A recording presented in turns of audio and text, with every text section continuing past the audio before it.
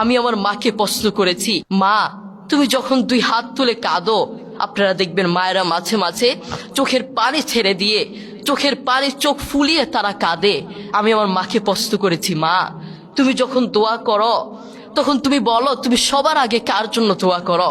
সেই মা কি বললেন জানেন? সেই মা কি উত্তর দিলেন জানেন? আরে বাপ, তুই জানতে চাস আমি যখন দোয়া করি, আমি যখন দুই হাত তুলে দোয়া করি, আমি আমার রোগের কথা ভুলে যাই, আমি আমার সমস্যার কথা ভুলে যাই, আমি সবার কথা ভুলে গিয়ে আমি যখন দোয়া করি আগে তোর জন্য দোয়া করি, আমার সন্তানের জন্য দোয়া করি। আল্লাহু আকবার। মনে রেখো, রাইফেলের গুলি মিস হতে পারে, মায়ের বদদুয়া মিস হতে পারে না, ঠিক কিনা? মুহাম্মদ সাল্লাল্লাহু আলাইহি ওয়াসাল্লাম একবার ওমর রাদিয়াল্লাহু তাআলা আনহুকে ডেকে বললেন, শোনো ওমর, হজ করতে ওয়াইস কারনী নামক একজন ব্যক্তি আসবে, তুমি তার কাছে দোয়া চেও। ওমর তার কাছে দোয়া চাইলে আল্লাহ তোমাকে, তার কাছে দোয়া চাইলে দোয়া কবুল হয়ে যায়। ওমর রাদিয়াল্লাহু তাআলা আনহুর মতো এত সম্মানিত একজন সাহাবীকে বললেন ওয়াইস কারনীর কাছে দোয়া চাইতে। তার কারণ কি জানেন?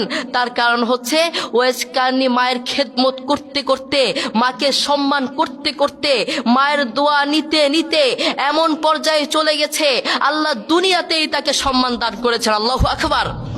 দেখেছেন করোনা হওয়ার পরে, করোনার কথা মনে আছে? করোনা হওয়ার পরে আপনারা দেখেছেন বন্ধুর কাছে যায় নাই, প্রতিবেশী আরেক প্রতিবেশীর কাছে যায় নাই, স্বামী স্ত্রীর কাছে যায় নাই।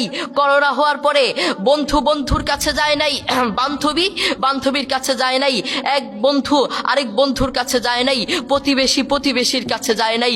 কিন্তু এখন এই ইতিহাসের পাতা খুললে দেখা যায়, এখন এই ইতিহাস সাক্ষী আছে, মা তার ছেলেকে কাঁধে করে হাসপাতালে নিয়েছে। করোনা হওয়ার পরে বাবা তার ছেলেকে কাঁধে করে হাসপাতালে নিয়েছে। এখন এই ইতিহাস সাক্ষী আছে, করোনা হওয়ার পরে মা তার ছেলেকে চুমু খেয়েছে। করোনা হওয়ার পরে বাবা তার ছেলের পাশে সারা রাত ছিল, ঠিক কিনা? এই পৃথিবীতে আমাদের সবচেয়ে আপন এবং কাছের মানুষ কি? আমাদের মা এবং বাবা। তাদের চেয়ে আপনজন আর কেউ নেই।